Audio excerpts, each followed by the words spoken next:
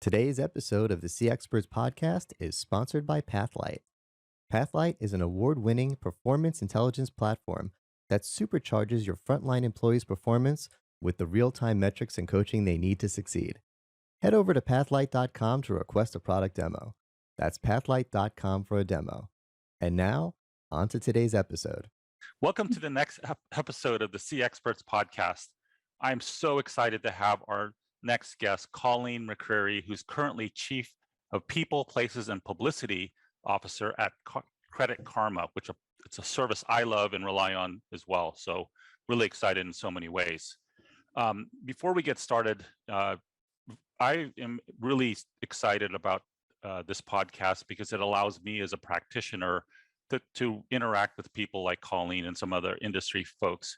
And this podcast is really for operators by operators. And what I mean by that is based on my experience at Verizon. I was there for 7 years. I ran a huge contact center ranging from sales, service, workforce management, control desk, communications, consumer relations, and then really got my teeth sunk into kind of the whole delivery. And that translated really well for me at my 5 years at Netflix and helping them scale from 293,000 members to over 5 million in the 5 years I was there. Built some amazing tools and systems around a lot of data and culture. It was really exciting.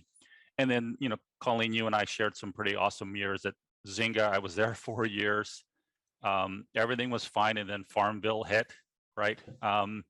So at the peak, I think we were supporting 320 million monthly unique players. I was the VP of Global Player Advocacy and Support, total about 5,000 outsourced people globally, plus about 500 or so at corporate.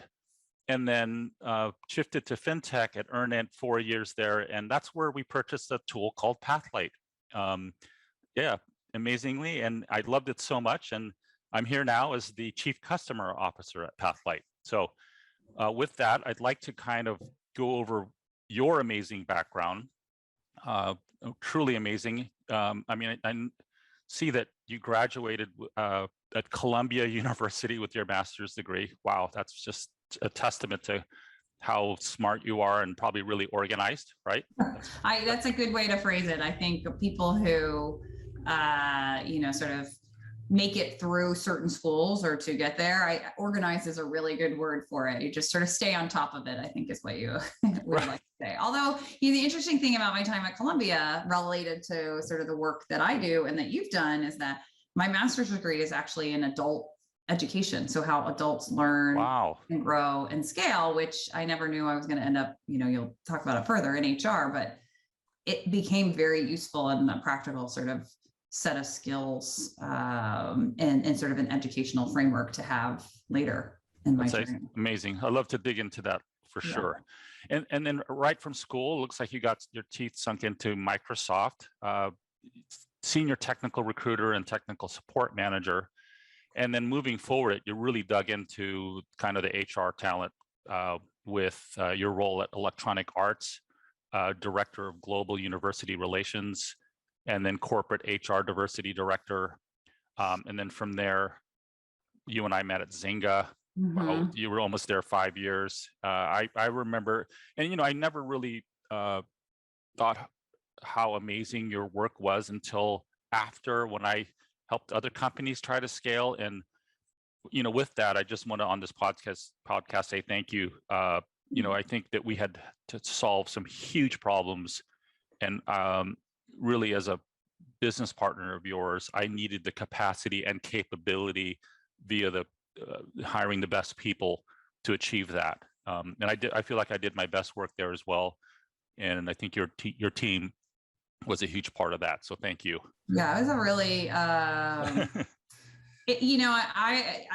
imagine you were saying you did your best work there. I always say, I don't think I'll ever go through a personal growth experience like I did during those years. And for people who are listening, Ramon and I are talking about, I joined Zynga as their first chief people officer, and we were 130 employees when I started. And then we were 600 employees after my first year. We were 1,500 employees after my second year. And my third year, we grew to 4,000 people and we IPO'd. And what time at that time, it was like the biggest IPO since Google. So it was like, just a pressure cooker of attention, inside, outside, all around the world. I mean, just massive, massive scale from an employee population and from a brand population and from a customer member player experience too. I mean, hundreds of millions of people playing your games, and still to this day, it's kind of fun to watch what happened to that. But to go through that experience, it's just, it's just insane. I mean, most people never get that chance. And so I talk a lot about how much I just learned, but you're right, Ramon, like the teams we built there, the quality of talent that we had and attracted and were able to be a part of. And, some of the people from your group, I actually get to work with still today. Oh, awesome. Which is really fun. And, his first day, I saw him in the hallway. I was like, Brian? Yeah. What? Awesome. And that's a very, sort of life in Silicon Valley in particular, but also I think in a lot of companies, that's when you work with great people, you want to work with them again. But that company in particular, I mean, just two of the executives I partnered with just this week, I called it the tale of two Daves. One Dave, who had been our COO, just sold his second startup and became the co-CEO of a very popular consumer app. The other Dave went from being our CFO to the CFO at a very, very large consumer company and had a horrible day on the market and lost more money and market cap than anybody had ever done in history. So I have this text thread. Some of those executives are still my closest friends. And we have this text thread of the tale of two Daves in one day. So anyway, but Zynga was sort of a foundational experience, and anybody who has to go through that, you either embrace it and love it and look back on it like, oh my gosh, I just went crazy and that's amazing. Or you look back on it in fear and you were running from it the whole time. So I'm glad to hear you embraced it as well. Yeah, I remember actually talking to you one day about Zynga for me was an exercise in being present, right? Because I think if you kind of consumed what you actually had to do, what was ahead of you and the things that were going to come down the pipe, you would just shake in a corner and just freeze, right?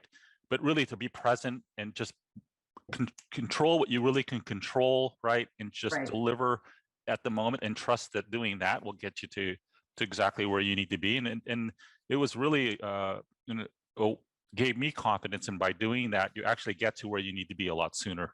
Yeah, I think that's a great framing for it, that when you are in that rapid form of growth, whether it be employees or customers or product, and that's where you want to be. I mean, I talk about that a lot in general at every company, which is if you are lucky enough to be in growth, you're lucky enough to be adding chairs on the deck versus taking the chairs off of the deck. It's a way better proposition. So you just want to strap in, hold on. And, ideally you're in that role because you're trusted to make decisions that you can make it through right now, and then are going to be setting you up for whatever the next set of decisions you have to make later. Yeah, that's right. So just to finish up, I want to just give total acknowledgement to the amazing body of work here. So you were then Chief People Officer at Climate Corp, and then spent some time as the Chief People Officer at Twilio, amazing company as well. And then Chief People Officer at Vevo, and just really amazing. And then now you're at Credit Karma, which I said, I love the app. I rely on it, weekly. I love the alerts and kind of what you guys are doing there. So in looking kind of back at your experience, what sticks out for you? I know we talked about Zynga, but is there, that's kind of my perspective, but what would stick out to you in terms of wanting to share with the team here? Well, I think everybody in their journey, you can probably look back at each role you've had and the people that surrounded you in that role, and what did you learn from them? What did you gain from them?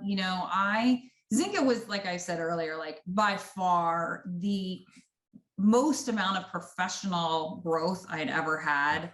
And I don't think I'll ever be able to match that again anywhere. It just was so all encompassing. And, but then also there was a lot of personal life trade-offs that I made during that time that are hard. And I don't think I want to do that necessarily again either. So you sort of learn on both sides. But I give a lot of credit to the job I had before Zynga, which is when I worked at Electronic Arts EA, the video game company. And I had been hired there to start up their university recruiting program, which is what I had spent the majority of my time at Microsoft prior to doing. And they had never done that at scale across the company. And I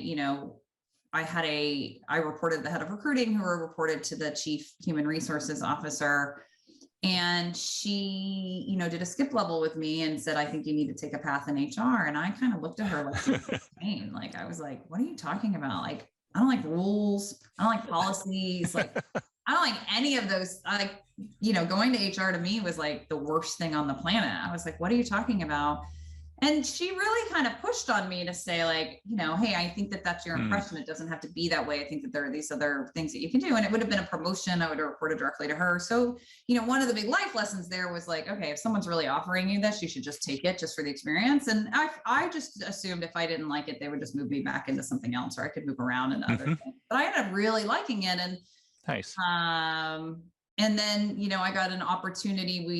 EA just acquired a company that had a big presence in India. And I got an opportunity to do an expat assignment with my family and move over to Hyderabad and help integrate that team into the company. And I learned so much. It was just a 6-month assignment, but, I just learned so much culturally about, acquisition integrations and India in general. And I had hired people before, and I had a lot of experience of working at companies that had presence in India, but to actually live there and be a part of it and understand it so much more, which really all of those skills together, when I came back from India, I actually left, and that's when I went to Zynga.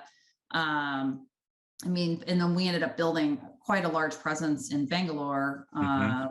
But I just learned so much that I wouldn't have gotten to do if someone hadn't given me that chance in so many different ways. So, I foundationally have to go back to, I was very grateful. And that head of HR, we had an amazing set of HR leaders that, it was a little bit of it's like an HR mafia in Silicon Valley. Seriously, that came out of EA, like the first head of HR at LinkedIn, the former head of recruiting at Apple, who then went to Tesla, right when they were in their big growth mode. The head of HR, she went to Living Social, and then a number of other kind of big companies at the time. We just have this Twitter, this history of people who just came out of those jobs and went on to that. So, there's something to be said for when you find these pockets of talent who do a really good job. And she was one of those people who I love this example because, on the surface, when you look at your journey, right? People think, wow, it was a very deliberate, well-planned kind of move. And the same with my situation, right? To me, it's more like being on a sailboat, right? It's, generally you want to work with people, you like, helping and supporting people, but that's pretty broad, right? Right. At what point, I think when you decided to accept that new challenge of being in HR, I think mentally you said, I can just undo it, right? Right. But when did it become like, wow, they were right. I really need to, I'm glad I kind of got out of my own way here. But when did you decide, like for me, Verizon was this is it. CX is like where I want to be. Where was it for you was it right away, or was it your next role after that you just said, because it's clear looking at your LinkedIn, it's you went down this road and stuck to it, which is amazing. Yeah, it's interesting. I took the Zynga job with sort of the same bit of like, well, it's a 130 person startup. They were still, when I joined Zynga, they were still making games for MySpace. That was the primary focus. So for those of you who've never heard of MySpace, that was predated Facebook for the rest of you. And we switched to Facebook like 2 months into my journey there and said, we're going to go all in on Facebook instead. And then like a couple months after that is when we acquired a team to build Farmville, since no one was interested in building it, which was also kind of funny. So I took that same job with like, worst thing that could happen if this doesn't work out, somebody will take me back. I'm not too worried about it. Like, and I took that job after having declined it 6 months earlier to go to India, to take that India assignment. So I had actually been offered the job when they were much smaller, and their CEO, Mark Pincus, he stayed in touch with me that whole time. Now, knowing Mark, it was the only times he ever emailed me is when like some disaster was happening, and he was like, "Where is that HR lady I talked to? Maybe we should bring her in." Same with support, by the way. Right, I'm sure. Yeah, exactly. Yeah, very like, wow, where is that person? So, and then, and so I think that really solidified, like, I love this idea of helping leaders see their business and figure out how their talent can help, sort of grow, or frankly, the other side of it, which is like one of the lessons I've learned is like, you can't just convince people to do things that you want them to do. So a lot of times, like kids, they have to get pain before they actually will trust you or believe you or take advantage of the great advice or tools that you're offering them. So I learned a lot of lessons there around like, hey, how do I influence? How can I coach people through these things? And then the value of trusted partners in general, like who are the people who are going to support you and care about the thing that you care about, and just doubling down on those folks. And then just being able to say like, hey, if these other leaders don't really care about my advice, or they're not going to take my advice, or they don't care about these programs or tools that we're offering them, like, I'm not going to waste any time there. Like, there's no point. And I think that lesson sort of carried through with me, and I ended up loving that work. And it opened, and I think probably like yourself, it opened a lot of doors. And I say in general, I think people have jobs or the choices you're going to make, especially when you are in the privileged position of being in sort of these less hourly, more likely managerial, or sort of more traditionally white collar jobs, right? These technology industry, these industries where you're not using your hands as much as you have to, your power is in your thought process. And when you have that luxury, there are generally, your choices are a three-legged stool. And if you're lucky, you'll get two of those three legs. And, one leg is certainly the easiest one for people to talk about, which is compensation. Like, you could potentially get very high compensation. People tend to like that. That's one leg. Then I think you have this other leg that is like high ownership. And so like decision-making, and you're in control of something. And usually what happens is like the bigger the company gets, the smaller that true ownership and decision-making happens. So you have to trade off on that in a lot of cases. Like, do you want that? Is that important to you, or is it not? And then I think the third leg of the stool is a little bit of like what I call pride in the workplace. Like, I'm proud of where I'm working. I'm proud of the products we're building. I'm proud of what we're doing. And like I said, I think if you're lucky, you get to pick 2 out of 3 on those 3 big dimensions. Some people get 1, some people don't get any. Right.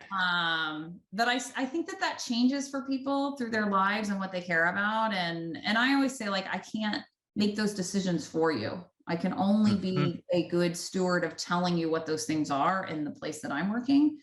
And then I think each individual has to make those choices on their own. And for me, the sort of pride in where I work and being able to say, like, I'm really proud. And that's part of the role that I'm in, right? The culture that I'm building, the things that I'm doing, really became more important. And then the ownership, like, I wanted to be a decision maker. I wanted to be able to own the outcome. I wanted to be sort of the person who, for good or for bad, is on the line for certain things, and finding companies. And I think, HR and the talent and people space is very similar to sort of customer, member support in a lot of ways, because everybody wants to tell you how to do your job because they know it better.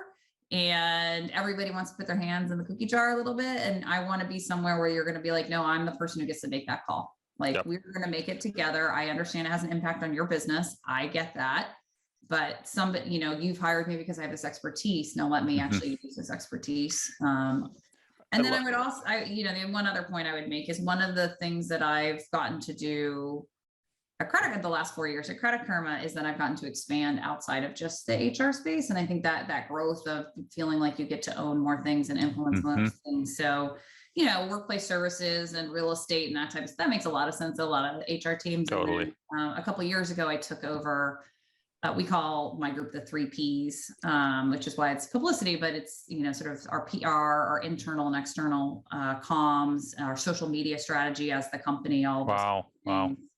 All came under my umbrella. And the idea was really that your internal and external narrative really needs to match, or else you end up with a lot of issues in general between, we refer to our customers as members, but the story for your members and for your employees, and potentially your partners, all those things need to really have a similar thread and be connected. So that was something that we tucked under. That's very insightful, because I think the successful companies are realizing an amazing employee experience also translates to an amazing customer experience, and vice versa. And so you can start that cycle. Right. Yeah. Awesome. So let's transition a little bit. So in the last, let's say 12 months, even, what's gone really well for you that you want to share here? Yeah, I think, to understand where Credit Karma is at, you have to back up probably 12 months before that to really appreciate. We've had an amazing 2021, and going into 2022 as a company, we've had our highest revenue we've ever had, highest member engagement, massive growth, headcount growth. We are fortunate that we're actually seeing very low attrition relative to the rest of the world and the Great Resignation and those kinds of things. But the context of that, of why it's so significant in our world, is because of the 12 months that happened before that. And so to walk people a little bit through why you can appreciate why we're so proud of 2021 is that in 2020, like everybody else, we all dealt with COVID. I actually remember sending the first company-wide email in January of 2020 saying like, hey, there's this thing. If you've been traveling here or there, don't come into the office. If you live in these areas, don't come into the office, like this thing. And then, but what was actually going on in the backdrop for us is that on February 24th, we announced that we were going to be acquired by Intuit. And so, but we also knew, so February 24th, 2020, we make this big company-wide announcement, which actually was held pretty tightly. It didn't leak until, this was a Monday, and it leaked to the Wall Street Journal the Saturday night before. So we actually managed to hold on to it pretty good. But we also knew we were going to have a pretty long road with the Department of Justice and an antitrust review. So we knew that actually wasn't certain to happen. So we announced this acquisition, early March. We send people home. We were not a big remote workplace. We were very much an in-office culture. Send everybody home to go work remotely. And within 2 weeks, our revenue cratered by about 75% as a company. And because, and to understand that, it was really that the credit markets had tightened, and, all of the products on Credit Karma are free. But the way we get paid is when you take a product off of Credit Karma and you actually go through all of the process with the partner will basically pay us like a referral fee, to some extent. It's the easiest way to explain it. And so what happens when your revenue craters by 75%, you're in the middle of a pandemic, you have no line of sight as to when this thing is going to end. And then you go, and we're pending this acquisition, which we have no idea and what to do. So you can imagine, if you have bid at companies before, how terrifying all of these things are. And what you probably think would happen if those things happen to you, and what our board wanted to do, who is sitting on cash and not wanting to burn through it because that's money that they would get at the end of a deal. I'm not sure if that deal is even going to happen. And I'm really proud of the steps that we took. Our company's mission is about helping people make financial progress. And so we went through I had this 3 plans in partnership with our CFO of like, okay, here are the 3 plans we could do. Here are the 3 paths we could go down. And one of them was the obvious one, like, you do layoffs, you cut all your costs, you shut everything down, you take away everything.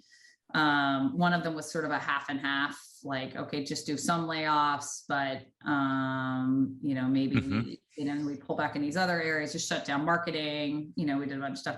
Then third path was this, like, hey, we could do pay cuts.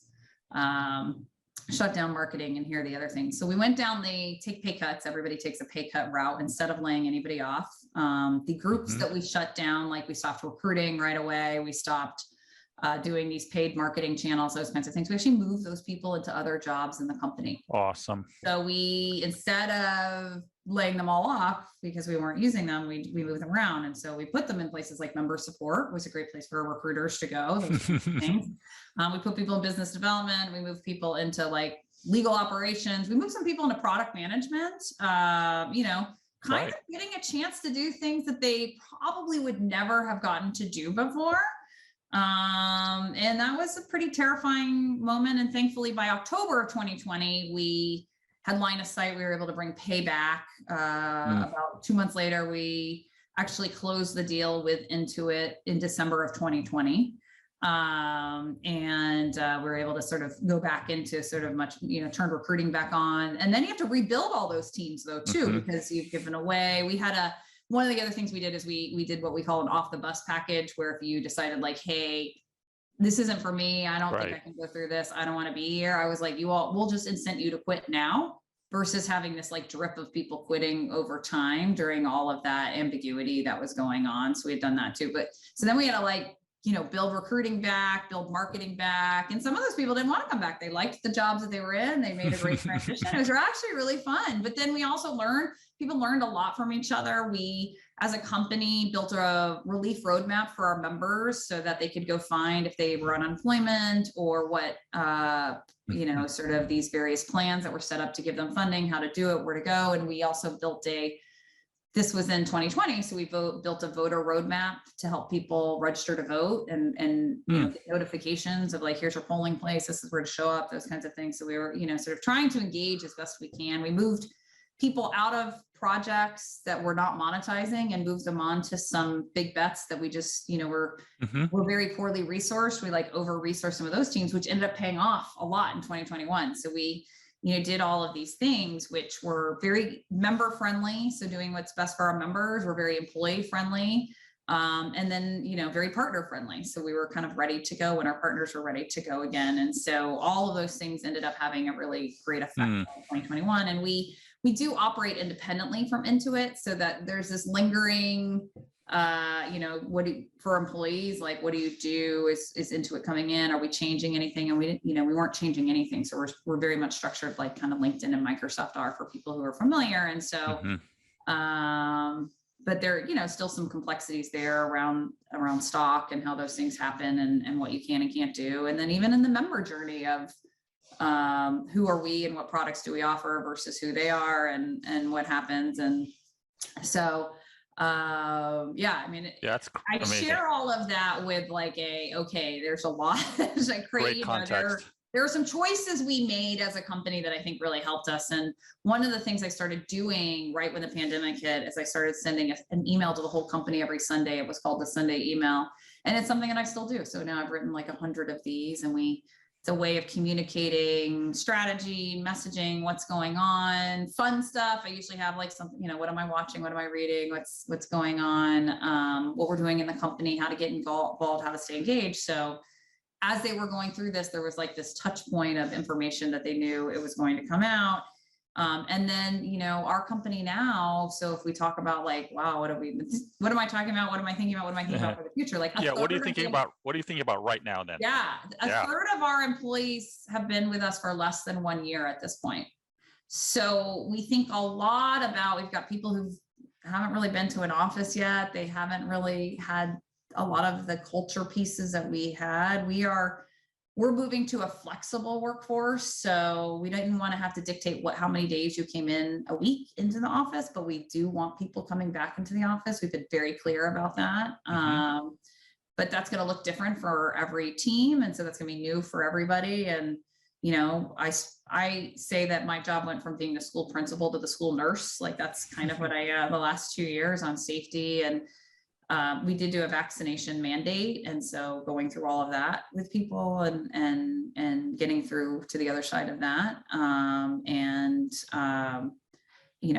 do you create a workforce that is inclusive of everybody's needs and what's going on and how do they manage that? And I spent a lot more time thinking about some of those things than I obviously ever had to think about before. And what benefits can we provide and what services can we provide to give that comfort, that sort of mental and physical comfort. So so I spend a lot of time thinking about those kinds of things. And then additionally, it's the continue, how do we, even though we've, gone through this acquisition, like we've been growing so much, both in headcount and members and the experiences and services we're providing, how do we keep that energy going and that velocity of what we were doing? Because when you're in crisis mode, you actually, all that adrenaline kicks in and you sort of work through it.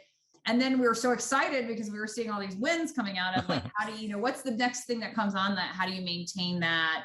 How do you develop that? And how do you, spread that as we bring on new people? So that's what I spend a lot of time with right now. Yeah, I mean, that's a great point.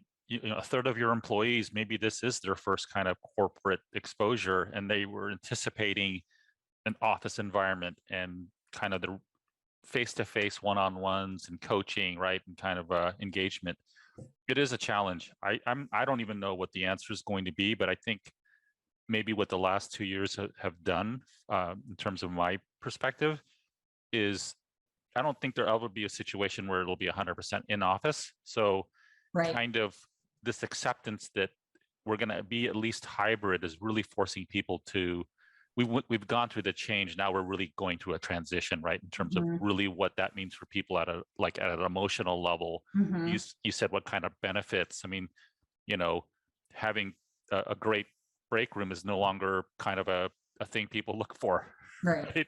So, yeah. Well, I think there's an and, frankly, in that statement. I think they do want a great break room because when they do come into the office, they want this great collaborative space that they're going to be in. And we're very fortunate in that we were already, fortunate or not fortunate. I don't think my workplace services team really thought they were fortunate when they were packing up an old building and moving into a new one, brand new building that we had already picked out that, sort of was that transition was happening during all of this time. And then we are, and in some of our other geographies, we were already getting new real estate and stuff like that. But it made it easier to be rethinking about like more open spaces for people to gather, but also a little spaced out in case that is a necessary thing, more coffee bar scenarios of people kind of hanging out and chattering and coming together. Like, how do you use that space? And I actually, it's interesting. It's like our member support team. We have a large fraud team, obviously, because we have a banking product. And, those teams are desperate to come back together because the amount of problem solving that is great on Slack or chat or whatever you can do, that they're realizing that like, but there's some value in this physical being able to be like, hey, is anybody else working on this? And the same thing we're seeing in product and some of these other groups where I think in the next 6 months, this is my prediction, who knows, could not be, could happen, could not, but like knock on wood with where we're at, that there's a camp of people who are like all remote all the time. It's all we can. I mean, it's very aggressive around that. And I think that there's going to be a lot more people who are kind of in this middle zone, which is the like, I actually really like human contact. I want human contact. And there are some parts of my job that it's helpful when I have that. And what that looks like and how to do it is still sort of up in the air because people are figuring that out. But I do think that there is this loss of connection and problem solving that people are finding out that actually there are some times that coming together physically really make that work. Yeah. And we actually talk about it as a company that it is those relationships that we built before the pandemic that really carried people through in a lot of ways, and rebuilding those relationships and bringing in everybody else into those relationships, and how we have those conversations, how we come together. I'm fresh out of like having gone to one of our Charlotte, North Carolina office.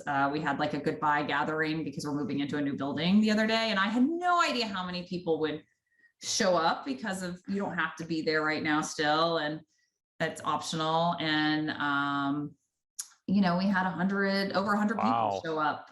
So about a quarter of the workforce in that office showed up. And for some of them, it really was their first and only time they will ever be in that one physical office space. And they were just like, I was really scared. I wasn't ready to go, but I'm so glad I did.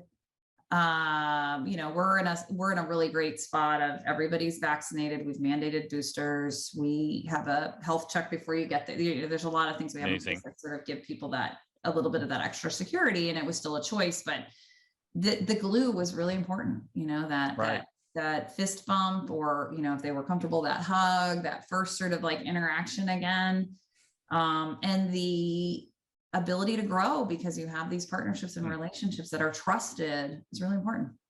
That's awesome. I mean, it was probably like you said, it's such a great surprise to see so many people willing to placing the importance of being there in person, right? Right. And how that's going to help really their future Zoom calls and kind of their interactions that are happening virtually. Right. So yeah, 6 months. I'm going to ask you the last question here. What do you think are you going to be working on from like 12 to 18 months from now to close this out? Yeah, well, I mean, I would like to move out of school nurse. That would be an amazing gift. It'd be great not to be such a public health expert anymore. I never realized how much I could learn very quickly, and how many pieces of information I can have, and on the science and public health side. Actually, it's been fascinating, but I would like to step back out of that. And I think, it's so funny to me because I always joke, I'm the old HR lady. I've been in tech now 25 years. It's fine. There's not a lot that sort of ruffles me. But the one thing that I will say that I will spend the next probably 6 to 18 months on is this, that there's no generational gap. There's no, this generation wants that generation. People just want to be respected. They want to be valued. They want to be heard and trusted. And,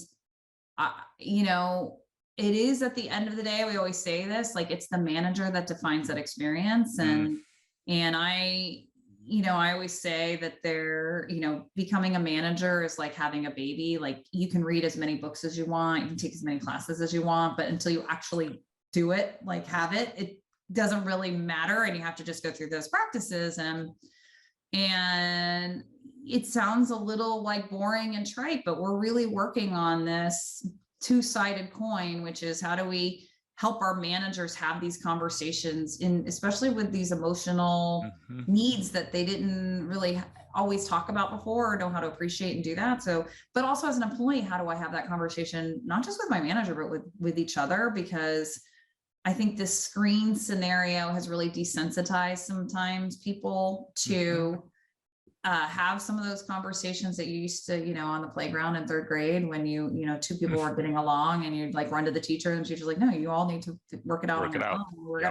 We're still reworking those skills again in the workplace. And I think the screen has made it harder to have those conversations. So we're spending a lot of time thinking about that and talking about that, and how do we bring that out? Because if you truly want to have trust and respect and ownership of decision-making and inclusiveness, you have to be able to, everybody has to be able to have those conversations, or else that's just not going to happen. And I think what the downside of that is that people end up, just leaving because they're like, I just can't deal with this anymore. And instead of working on those skills to get better at that and vocalize what they need, and have managers being able to respond to that, you're just kind of pushing the problem to the side. And I'm sure, as when you had the choice of the 3 paths, and that you're going down this path as well, that you'll look back at it and say, I'm glad we did that, because as the complexity changes and the reliance of leaders making everyone around them successful, you're going to build scale and kind of that smarts in your organization. So Colleen, thank you so much. If it's okay with you, I'd love to open up your contact info on LinkedIn. Please reach out to Colleen if you want to work for a great person, great leader. She's the one. And then also, I hear there's a lot of great experience around just running teams, managing teams. So from an HR perspective, we'll include her LinkedIn profile as well. So feel free to reach out to her or myself. But Colleen, great seeing you. I will be part of your journey, and just looking forward to great things from you and your company there. Yeah. So thank you for today. Thank you, Ramon. I really appreciate it. It's good seeing you again. Okay. Thank you. Yep.